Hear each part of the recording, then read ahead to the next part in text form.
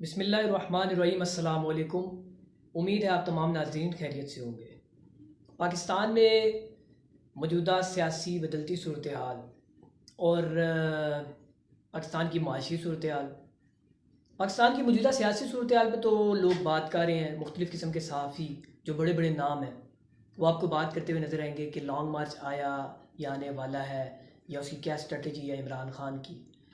लेकिन बहुत कम ऐसे लोग हैं जो आपको माशी सूरत हाल पर आगाह कर पा रहे हैं। और ऐसी सिचुएशन भी नहीं है कि पाकिस्तान को भी माशी तौर पर माशी इशारे जो हैं पाकिस्तान के वो किसी के इल्म में लाए जा सकें। लेकिन हम कोशिश करेंगे कि आपके इल्म में माशी इशारे ला सकें। उसके बाद हम थोड़ी सी सियासी जो है वो स्टेबिलिटी की भी बात करेंगे कि वो कैसे आ सकती है। और इस पर ही क्यों डिपेंड करता है कि पाकिस्तान में जब सियासी स्टेबिलिटी आती है तो पाकिस्तान की मुआशी सूरत हाल बेहतर हो जाती है। अब सबसे पहले आपको अगर हम बताएं तो पाकिस्तान की मुआशी सूरत हाल, अगर आप ये कहने पे मजबूर हो जाएं कि बाय चांस पाकिस्तान की मुआशी सूरत हाल जो है वो अभी तक सेव है, उसकी सबसे इम्पोर्टेंट वजह यह है कि कुछ सैलाब ज़दगान के जो फ़ंड हुकूमत ने हासिल किए थे वो आपके कौमी ख़जाने में जमा करवा दी गई हैं और उसी पर ही पाकिस्तान चाह रहा है।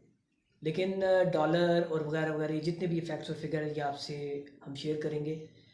अब लोगों का बुनियादी सवाल ये होता है कि क्या एक गरीब आदमी को पाकिस्तान की मुआशी सूरत हाल से गर्ज होती है?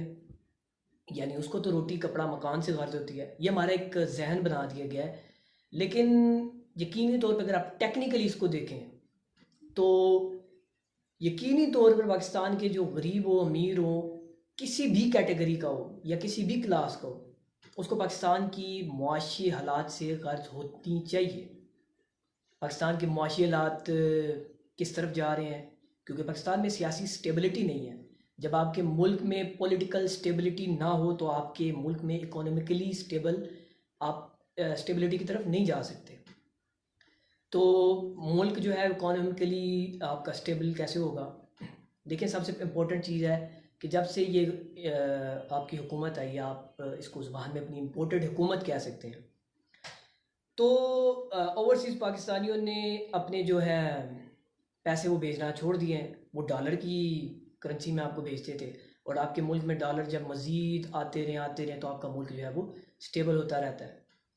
अब आपके मुल्क में डॉलर मज़ीद कम हुई जा रहे हैं। जो पुरानी हुकूमत थी, देखिए मैं आपको सबसे पहले इम्पोर्टेंट एक चीज़ बताऊं, लोगों को आजकल इकोनॉमिक इतना ख़ास मतलब सब्जेक्ट नहीं लगता, ना ही इस पर बात करना चाहते हैं। लोग बस सस्पेंस क्रिएट करते हैं और चाहते हैं कि जी मैं किसी के चैनल से मुतल्लिक या किसी के पैशन या पेशे से मुतल्लिक बात नहीं कर रहा। मैं सिर्फ आपको एक खामी बता रहा हूँ कि लोग आजकल लोगों को किस तरफ लेके जा रहे हैं, अपने व्यूवर्स को। लेकिन हमारे देखने वालों को ये भी पता होना चाहिए पाकिस्तान की माशी सूरत हाल कैसी है। आपकी रेमिटेंसेस ज़ीरो हो गई हैं।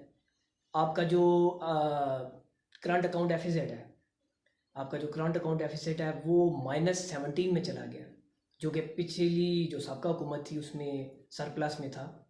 उसके बाद अगर आप देखें तो हमारे कर्ज़ों में मज़ीद इजाफा होता जा रहा है क्योंकि डॉलर की कीमत ऊपर जाती जा रही है। क्योंकि हमारे पास डॉलर मुल्क में भी मौजूद नहीं है। स्टेट बैंक ऑफ पाकिस्तान के जो ज़खायर हैं, रिजर्व जिन्हें कहते हैं, वहाँ पे भी हमारे पास डॉलर मौजूद नहीं है। और जब हमारे पास डॉलर मौजूद नहीं है तो आपके मुल्क में जो है वो डॉलर का बहरान पैदा होगा। और जब डॉलर का बहरान पैदा होगा तो आप कोई भी चीज़ इंपोर्ट नहीं कर पाएंगे।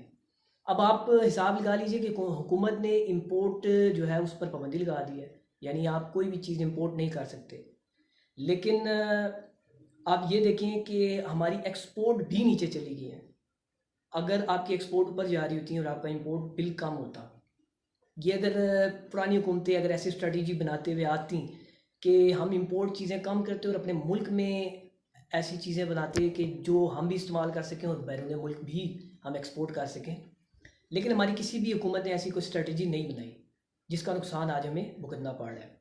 अब सबसे इम्पोर्टेंट चीज़ ये है कि मौजूदा हुकूमत ने इंपोर्ट चीज़ों पर तो पाबंदी लगा दी है, यानी आप इंपोर्ट कोई भी नहीं चीज़ कर सकते। तो हत्ता कि आप पेट्रोल तक के लिए आपके पास पैसे नहीं है। और ये मैं आपको हकीकत बता रहा हूँ कि पाकिस्तान में इस वक्त कौमी ख़जाने का हाल ये है कि आप पेट्रोल भी इंपोर्ट करने के लिए मुकम्मल तौर पर तैयार नहीं है। अगर आप पेट्रोल इंपोर्ट करेंगे तो आपका कौमी ख़जाने पे मज़ीद आपके बोझ आएगा, आपका जो करंट अकाउंट डेफिसिट है वो मज़ीद बढ़ता जाएगा।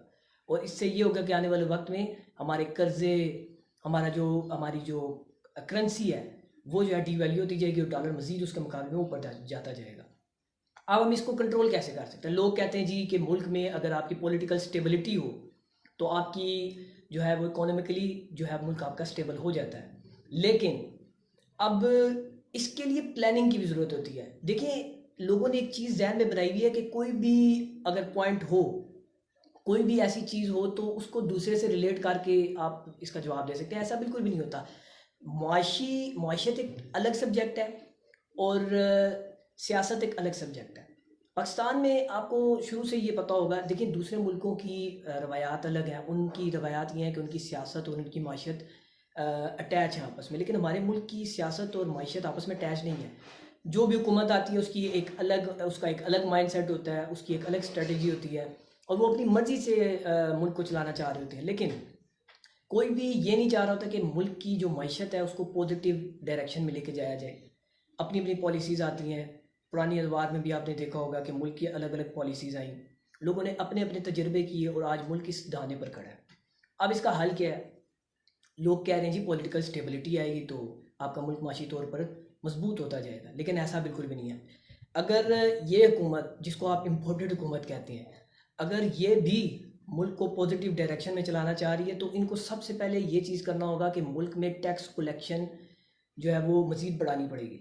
लेकिन बात वहीं पर आ जाती है घुमा फिरा के कि अवाम जो है इस चीज़ के लिए तैयार है, क्योंकि अवाम जो है उसको अपनी क़यादत पे जो है एतमाद नहीं है और एतमाद जब ज़ाहिर ना हो तो उस मुल्क की अवाम जो है वो टैक्स देने से घबराती है और वो सवालात करती है। लेकिन अब इस मुल्क को अगर इकोनॉमिकली आपने स्टेबल करना है तो ये मुल्क कर्ज़ों पर नहीं चलेगा। अगर हम समझते हैं कि $2 अरब हमें चीन दे देगा और इस तरह से हम मुल्क चलाना जो है वो कोशिश करेंगे उसको चलाने की, लेकिन ऐसा बिल्कुल भी नहीं होगा। आपने अगर अपने मुल्क को अपने पैरों पर खड़ा करना है, अभी फ़िलहाल हम सियासत को बाहर कर रहे हैं, अभी हम माशी सूरत पर बात करें। इंशाल्लाह आने वाले वक्त में हम मुल्क में सियासी सूरत पर भी बात करेंगे और मज़ीद आपके साथ ख़बरें शेयर करेंगे। तो लास्ट और लीस्ट हम बात की आपके साथ करेंगे कि आपका जो मुल्क है उसको अपने पैर पे खड़ा करने के लिए आपको मुल्क के अंदर से अपनी आमदनी पैदा करनी पड़ेगी, और जो कि अभी तक किसी भी हुकूमत की स्ट्रेटजी नज़र नहीं आ रही।